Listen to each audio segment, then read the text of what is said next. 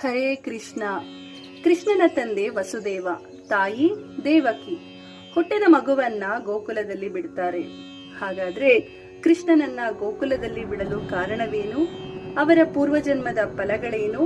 ಹಾಗೂ ಯಾವ ಕಾರಣದಿಂದಾಗಿ ಅವರು ಕೃಷ್ಣನನ್ನ ಗೋಕುಲದಲ್ಲಿ ಬಿಡ್ತಾರೆ?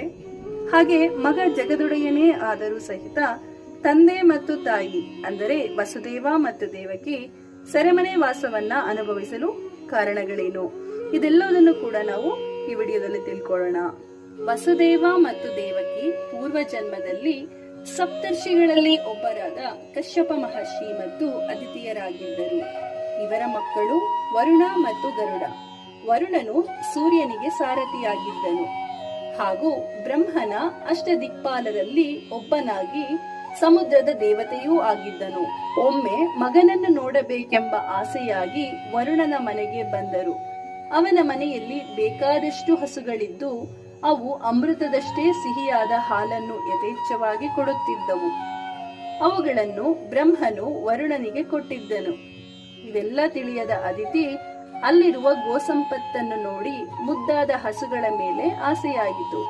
ಆಗ ಅವಳು ಕಶ್ಯಪರಿಗೆ ಹೇಳಿದಳು, ನಾವು ಈ ಹಸುಗಳನ್ನು ನಮ್ಮ ಮನೆಗೆ ತೆಗೆದುಕೊಂಡು ಹೋಗೋಣ ಎಂದು.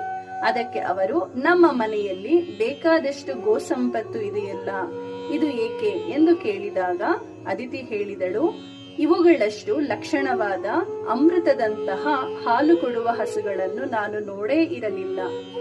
ವರುಣ ಏನು ಬೇರೆ ಅಲ್ಲ, ನಮ್ಮ ಸ್ವಂತ ಮಗ. ಆದುದರಿಂದ ಅವನನ್ನು ಕೇಳುವುದು ಬೇಡ, ಹಸುಗಳನ್ನು ತೆಗೆದುಕೊಂಡು ಹೋಗೋಣ ಎಂದಳು. ಕಶ್ಯಪರಿಗೂ ಅದು ಸರಿ ಎನಿಸಿತು. ಒಂದು ದಿನ ವರುಣ ಮನೆಯಲ್ಲಿ ಇರಲಿಲ್ಲ. ಅದೇ ದಿನವೇ ಕಶ್ಯಪ ಮತ್ತು ಅದಿತಿಯರು ಅವನ ಮನೆಯಲ್ಲಿದ್ದ ಹಸುಗಳನ್ನೆಲ್ಲ ತೆಗೆದುಕೊಂಡು ತಮ್ಮ ಆಶ್ರಮಕ್ಕೆ ಬಂದರು. ಇತ್ತ ವರುಣ ಮನೆಗೆ ಬಂದು ನೋಡುತ್ತಾನೆ. ಗೋವುಗಳು ಇಲ್ಲದಿರುವುದನ್ನು ಕಂಡು ಅವನಿಗೆ ಬೇಸರವಾಗುತ್ತದೆ ಮತ್ತು ತನ್ನ ತಂದೆ ತಾಯಿಯರೇ ಅವುಗಳನ್ನು ತೆಗೆದುಕೊಂಡು ಹೋದರೆಂದು ಅವನಿಗೆ ತಿಳಿಯುತ್ತದೆ.